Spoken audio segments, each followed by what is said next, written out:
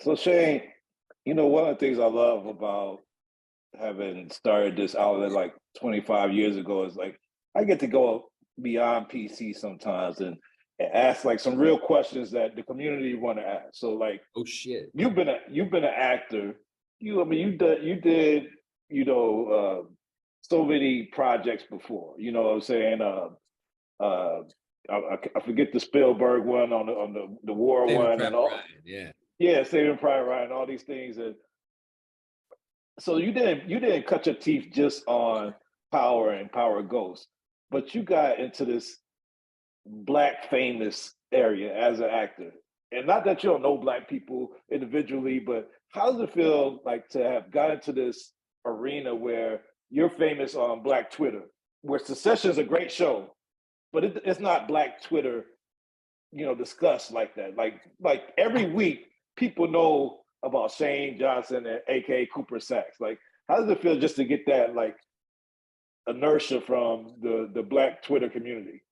Yeah, that's really funny, man. Listen, it's one of those things that being that's a really funny concept because it's something that I do think about and feel like I'm kind of like, well, what do I do with this as an actor? Because there is definitely a reality to being that I am, and I don't want this to, I got to be careful because I really don't want this to sound like a racist thing because it's not.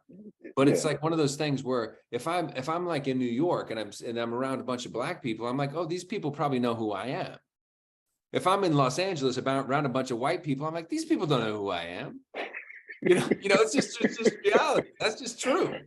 yeah, Like, dude, when some white person stops me out of the blue and is like, oh my God, I really love your work on Power. I'm like, oh my God, you watch, oh, thank you. Like, I'm just surprised by that. So there's yeah, definitely a really interesting, beautiful, and for me in my life, it's one of the things that I'm most proud of is being in the community that I'm in. Like my mentor is Richard Lawson, who is okay, who's been my acting teacher. He's black. He's been through blaxploitation films. He's yeah, been in this business for 60 years now. He's Beyonce's stepdad now. So he's been in yeah, business forever, and he's like one of my greatest friends, and he's my mentor and my acting teacher. And then being on the show, I'm in an interesting position, being that I'm like this white ass lily white motherfucker from a small farm town in the middle of Washington State,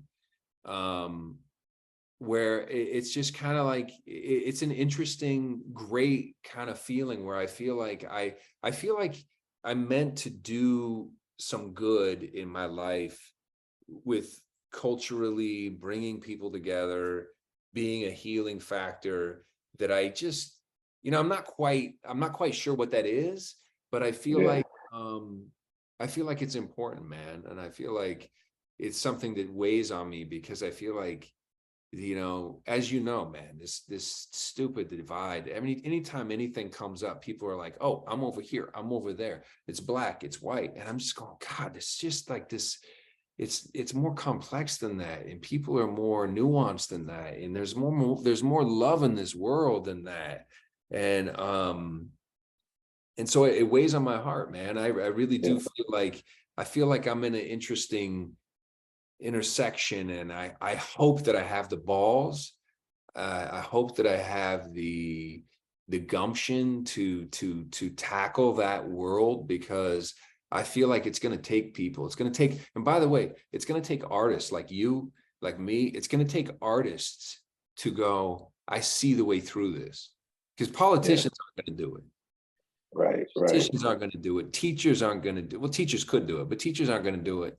People probably aren't going to do it. Just random people. It's going to be the artists, the storytellers, the people that bring people together, that Yeah, I mean, I think it's a beautiful thing. There's nothing, it's one of the coolest things to me that I can, like, listen, man, I was at a restaurant, and then I went to a concert with Kevin Hart, and Kevin Hart's like, bro, I'm such a huge fan. And I'm like, dude, you're Kevin Hart. What are you talking about?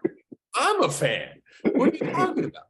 Like the fact that that's a world that like I get to dance around is like just it's awesome, man. I love it. And I hope that I can figure out why God put me here to like go, hey, asshole, figure out a way to navigate this so that it becomes something important rather than just like you can pay your bills, because we're all trying to pay our bills. But like, what is life about, man? What's the legacy? How can we change the culture? How can we change the narrative? And that would be exciting to me. I know I got way off topic, but you asked a loaded question, man. Hey, that was a good answer though. I think the audience would love to see that. And I think it's been like nine years since you started with Power. It seems like it's been about 9 or 10 years. It's been 9 seasons, over 10 years, man.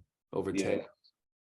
And people probably wanted you like dead from the first episode. You like you like the character that you love to hate. I know that you always don't know where the writing is going to go from season to season, but I know you didn't know about the spinoff coming later, but would you have ever expected your character, who had so much angst against him for the portrayals that he was doing, to have lasted this long? Like, I mean, like it's people like thought that she would have been gone by now. Yeah, me too, man. Me too. I gotta give it up to the writers and, you know, Courtney Kemp for seeing the vision of like how this character could evolve. I also feel like, you know, one of the things that I think is hard as an artist, one of the hardest things to do is to kind of like to take a step back and look at a piece like Power and look at it like it's a symphony, and kind of go, well, what is my instrument? And pretty much early on, I was like, okay, I can't, because we already have like 2 fiddles and we've got, you know, like a couple guitar players and a piano. We've got the drum player. Like, I got to be something else. Yeah. And so I came in and I was like, I'm going to be the triangle. You know, I'm going to be something that people go, oh, well, I guess we need more triangle, you know? And I feel like that has kept me around, and that has kept me relevant, because, you know, when it comes to art, when it comes to this kind of world, it's like, what is your instrument, and how do you differentiate yourself? And I'm not trying to say that it was totally because of me. I think a lot of it was because of Courtney seeing the character and where it could go. And when she came to me with the concept of a spinoff, I'm sure you felt this way too. When she said, hey, would you like to be part of the spinoff? I was like, yes. And then she was like, we're doing a Tariq spinoff. I was like, awesome. Yes, 100%. And then she walked away and I was like, who the hell wants to see a Tariq spinoff? Everybody hates Tariq. You know? Yeah. But this is the genius of writing, man. It all comes back to the writing. Like, you know, actors are on the posters and they get the accolades and they get the like, but at the end of the day, the reality is the writers are on strike right now. Yeah. The writers are the ones that go, let me imagine some insane shit that'll rock your world. And then the actors are tasked with going like, oh, how do I make this seem legit? How do I bring this to life? And it all starts with the writers. So I take some credit, because I think that I brought my sense of humor and I brought my acting chops and stuff like that to it. But I think that at the end of the day, I would give it up to the writers and say that they've made Cooper Saxe who he is. Okay, Diana, first off, from now on, you only talk to me. Us? You should be out real quick. I mean, they don't have a case against you and they know it. Well, they do have that video. And they might have gotten the bag from the locker. A bag whose contents you have zero firsthand knowledge of. Okay, let's say that's true. We should still discuss who told you about those lockers. Immaterial if she doesn't know what's in the bag. Which she hasn't exactly said. She hasn't said she does. Because we haven't heard her side of the story. Can you both just shut up? You're right. Excuse us. We haven't even asked what you want. Please, go ahead. They are threatening to go after my family. So none of this falls on anyone but me. Understood. Absolutely. But that might require you to plead guilty, and as officers of the court, we can't let you do that if you're in fact innocent. Okay, well, what if I do know what was in the bag? Oh, partner, I am so sorry. So sorry. You know what? Come on, let's go get that cleaned up, man. Yeah, that's gonna leave a mark. Got a sous vide pork chop over here. Diana, I believe we have enough for now.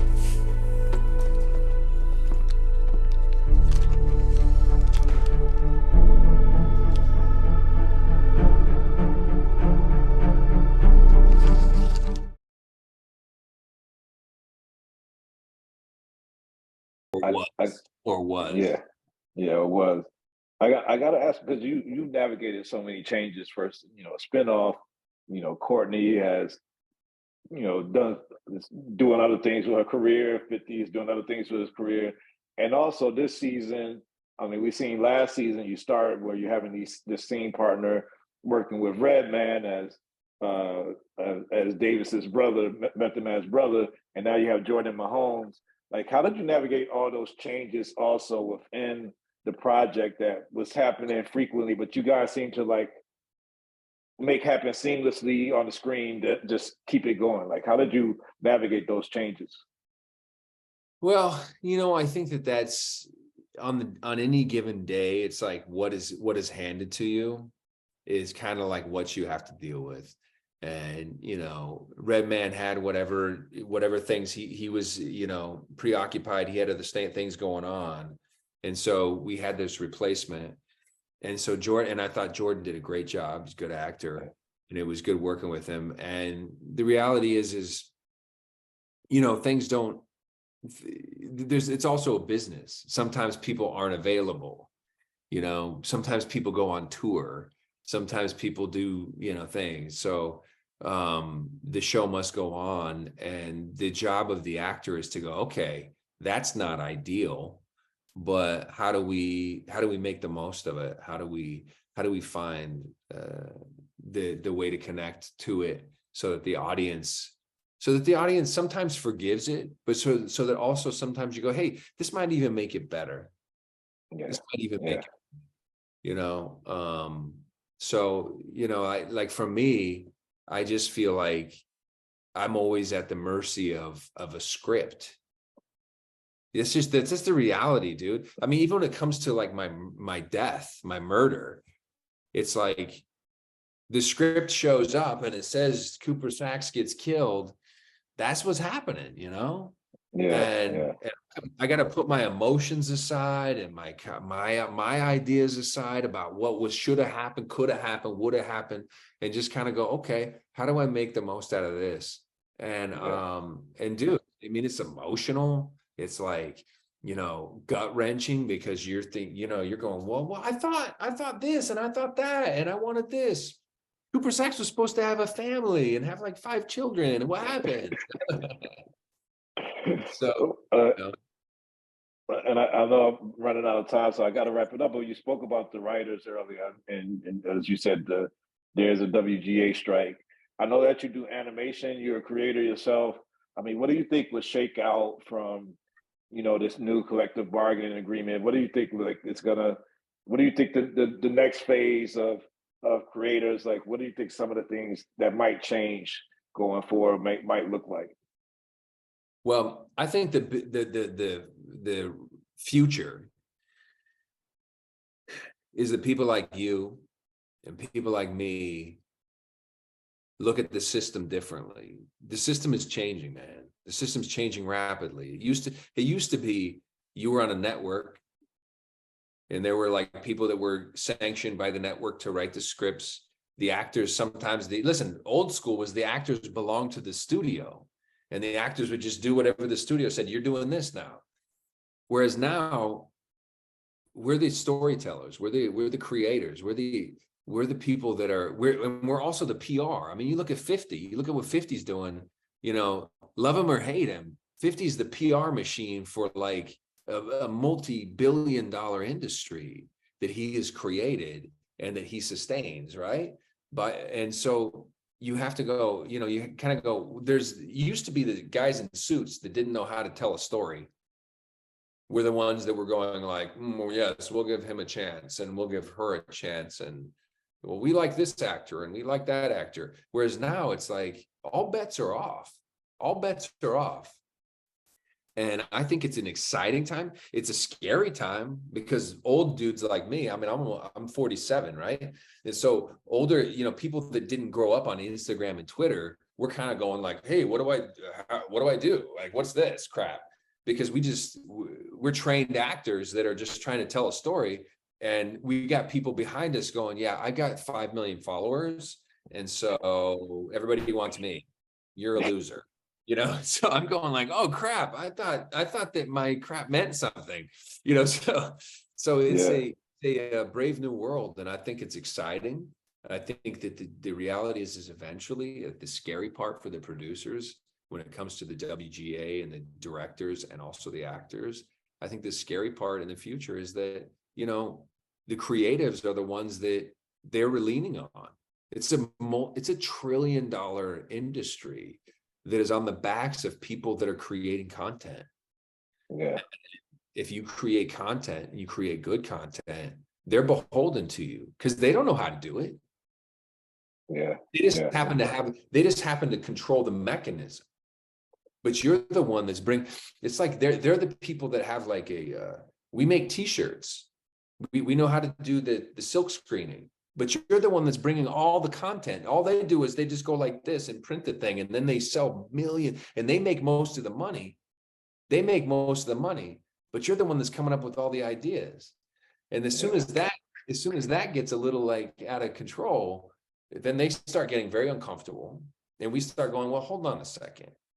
You're selling my t-shirts now into other markets, and I don't get any money from it. And they're going, and you're going, yeah, it's not cool. So it's weird, man. And part of it is because the whole huge global market has shifted. It's so small now. We're all connected to the phone. What we're doing, like everything is so connected now. And I think it's beautiful and it's scary and it's weird. Like, listen, I sometimes feel like a dinosaur, dude. I'm looking at what people are doing on TikTok, doing stupid dances and getting like 50 million views and stuff. And I'm going like, what? Like I went to college for this, you know what I mean? And these guys are just going, oh, I'm going to put Pop Rocks and like soda in my mouth and stuff's going to shoot out my nose and I get 100 million views. And I'm going, hold on a second. I trained as an actor for like 10 years, you know? Yeah. And so but if you resist it, it'll pass you by. If you resist it, it'll pass you by.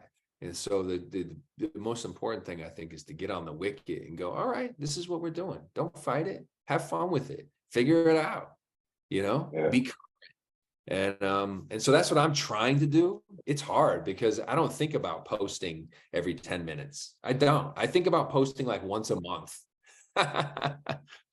Well, you know, I mean, we need those young creators to post every 10 minutes and put Pop Rocks in their mouth. And we need people like you to like give these performances, create the animations that you're creating, do all the stuff that you got coming forward for you, and give us, you know, these last 10 years, these last 9 seasons of Cooper Saxe and whatever you got going forward, man. And we're gonna look forward to it.